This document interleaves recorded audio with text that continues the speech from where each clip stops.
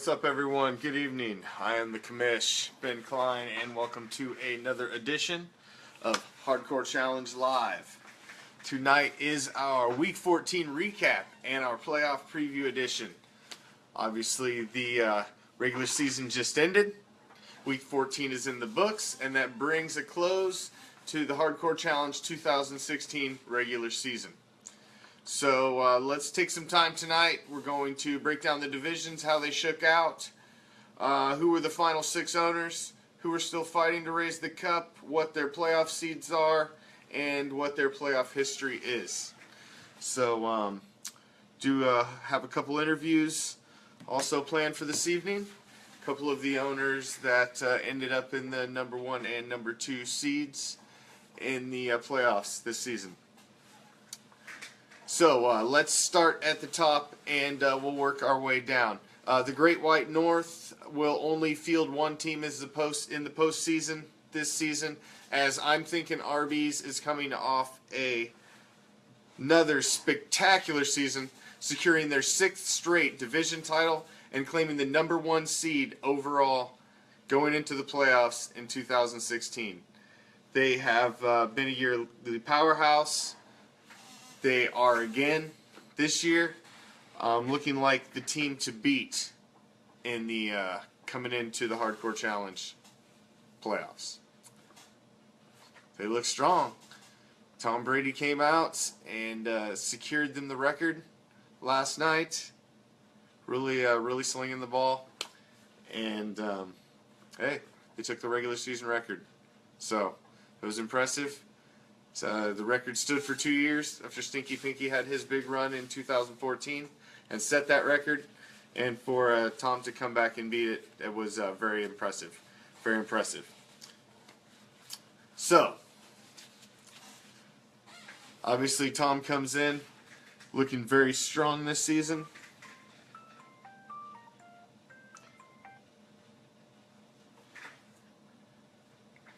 And actually here on the phone, we have joining us, we have Tom Mandic, who is owner of I'm Thinking Arby's. And as I said, they are coming into the postseason as the number 1 seed. They have secured another division title. And along the way, they also secured a new scoring record for the league. Thanks for joining us tonight, Tom. Congrats on another playoff appearance. Thank you, Ben. So, let's see. Turn that up. So, you maintained the pace. You broke the regular season scoring record by 17 points. Monstrous game from Tom Brady on Monday Night Football. Stinky Pinky had held that record for 2 years, since 2014. How does it feel to finally take down his record on the last year of the 20-owner format? Oh, it feels good. It feels kind of a revenge from last year of making it all the way to the finals and then not getting there, not getting it done, especially with Brady there. So him helping me out this year and getting that record, it's nice to have it being in this league for the 6 years that we've had it in this format, and to be able to break that record right before we end it, it's a good feeling. So, obviously, you get to sit back this week. You get to relax. You get to watch the wild card round unfold. You have 2 big matchups this week. So let's take first the one on the other side of the bracket from you, Stinky Pinky versus Renegade Misfits. Who do you think wins this one and moves on to round 2? I think that Renegade Misfits is going to come and is going to win this one. Looking at the matchups, I feel that Renegade has a little bit of better matchups with his team than Stinky Pinky this year. Mm-hmm. I think that was going to be close. I'd like to see Renegade Misfits get a win their first time in. I think that'd be I'd like to see that. I'd like to see some new blood get some wins. So now more important to you, obviously, is the opponent would be with your first playoff game. You have They See Me Rollins facing off against the defending league champ, Bison Broncos, the winner facing against you. Who do you think will win this big matchup and be your round 2 opponent?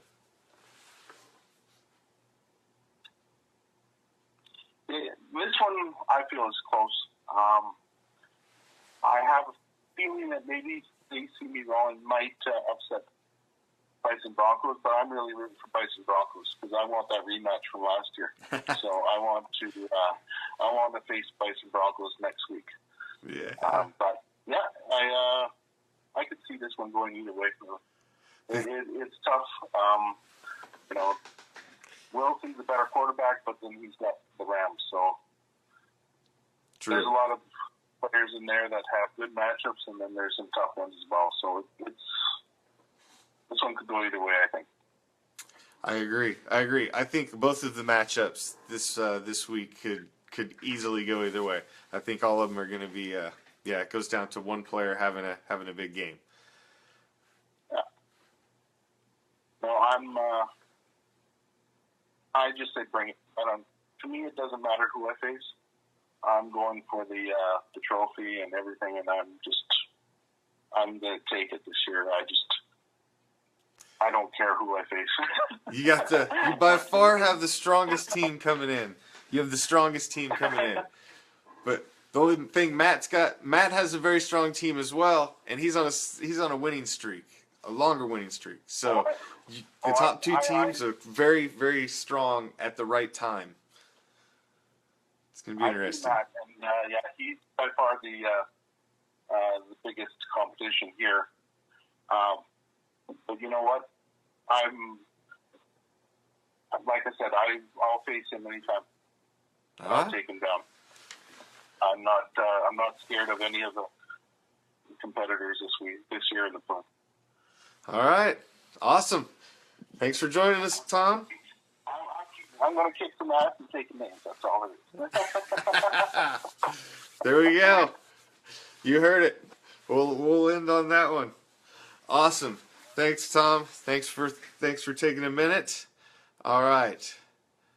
There, you just heard from Tom, owner of I'm Thinking RBs. He is the number one overall seed in the playoffs for this season.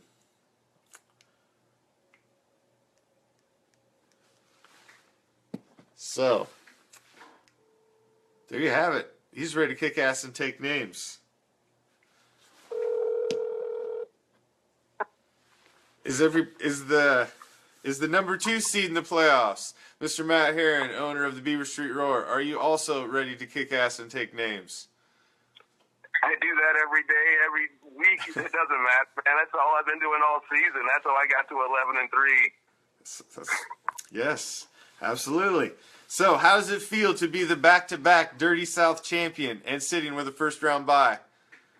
Yeah, I feel like I have a firm grip on the division now, and I know we're about to change format, so that's sad. Otherwise, I was going to stay on top of this Dirty South for a long time. That's right. So, yeah. Well, our division is not actually changing that much. We're going to drop from 5 to 4. 3 of us are staying the same, and we're adding a new one.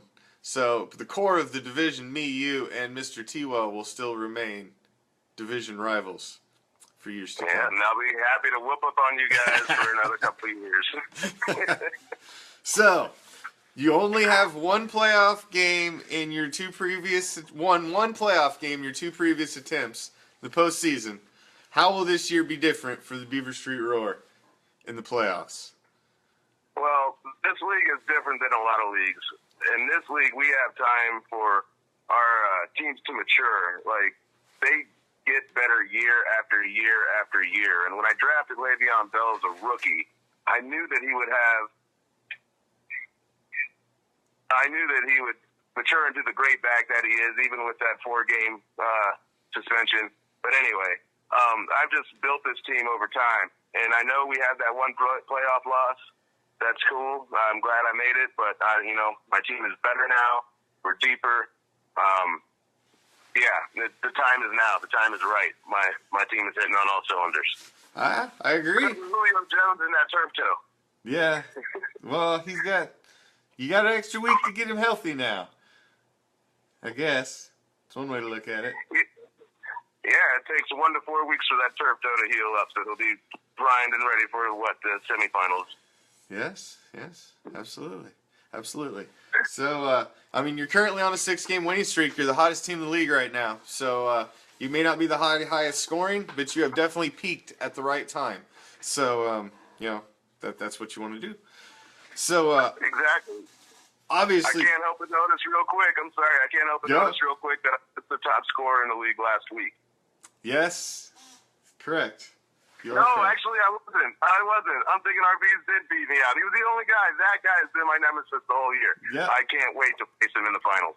Ah, yeah, there you go. So we got, it's interesting because we got 3 former champions, 3 guys that have never been there before. You know, so you got 3 teams that have 1 playoff win between the 3 of you, and 3 former champions. So is it going to be a former champ or a new guy? So obviously you get to sit back this week, relax, watch the wild card round unfold. 2 big matchups. Let's look first at the one on the other side of the bracket from you. Your division rival, They See Me Rollins, facing off against the defending league champ Bison Broncos. Who do you think wins and moves on to round 2? They see me rolling and Bison Broncos. Yep. Oh, my computer froze.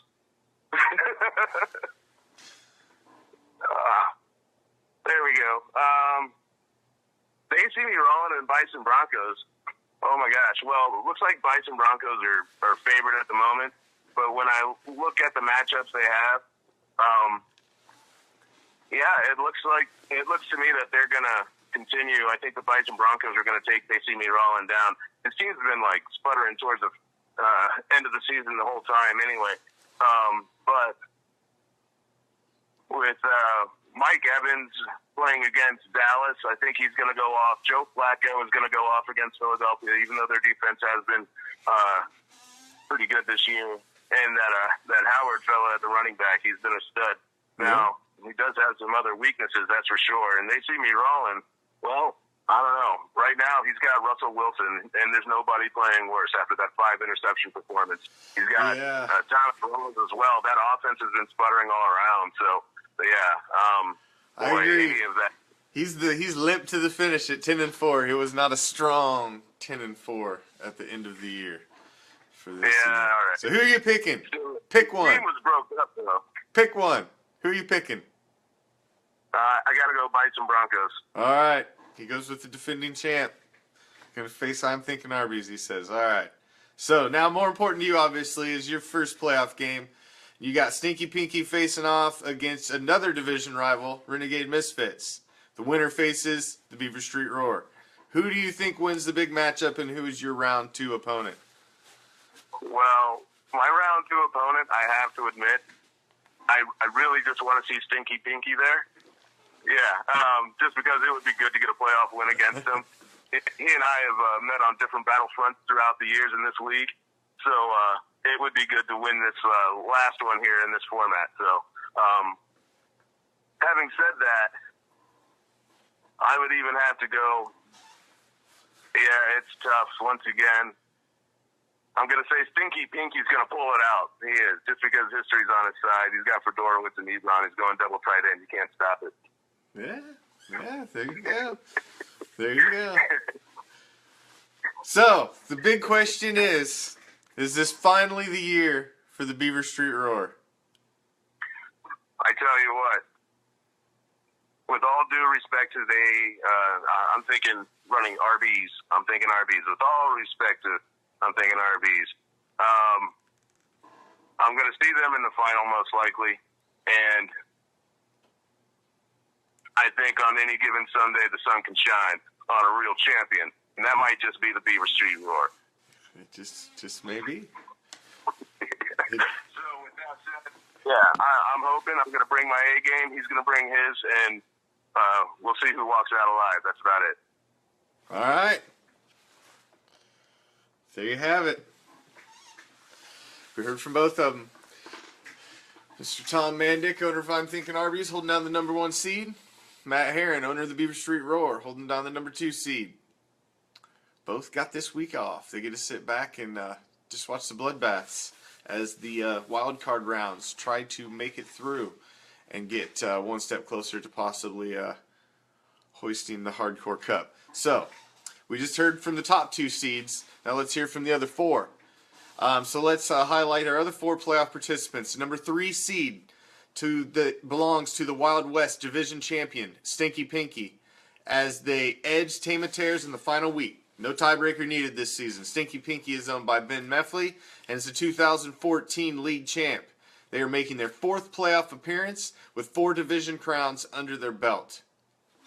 Stinky Pinky is looking like a force to possibly be reckoned with.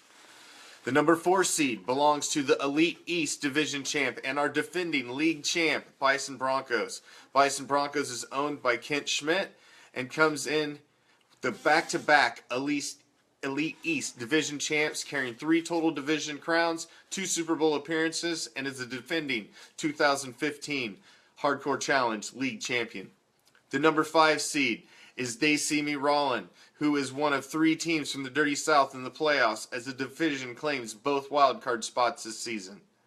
They See Me Rollin' is owned by Joe Dudinsky, who comes in with 1 previous playoff appearance, 1 division crown, and 0 playoff wins. The number 6 seed is Renegade Misfits, also from the Dirty South division. They are owned by Travis Zinner and are making their first playoff appearance since joining the league in 2011. A huge milestone for the Renegade Misfits to finally break into the postseason. Let's see how they do. One of the owners picked them to win tonight, so interesting. You'll get no predictions from me this evening. You'll get some predictions from me tomorrow night, but no predictions from me this evening.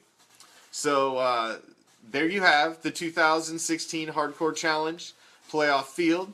Now let's take a look at how that field looked compared to the field I predicted before the season started. Now in the Great White North, I had predicted 2 playoff spots with Skull Crushers taking the division, and I'm thinking Arby's taking one of the wild cards. I was obviously a little off on this one for sure, as Skull Crushers did not obviously win the division. It wasn't even close. And in the Elite East, I predicted this to be the weakest division this season. I think that was an accurate statement. I did pick Oski Assassin's Power to win the division and proved to be way off, as they were less than stellar this year. In the Wild West, I was also way off base, as I predicted a 2-team battle between King Salami and Donkey Punch for the division crown, with Donkey Punch winning the division. I was not even close, as both of those teams were terrible. And Donkey Punch finished at 4-10.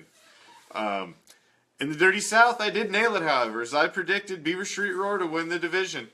I predicted a wild card from this division as well, but I was wrong with the team. 2 of the wild cards did come from the Dirty South, but I had predicted the Big Mac Attack to grab the wild card, the number 2 wild card spot, and I did not, as I finished 6-8 and losing record, which sucks. But so my predictions were a little off. I only predicted 2 out of the possible 6 playoff teams this season. Not an exact science for sure, but I did get 2 of them right.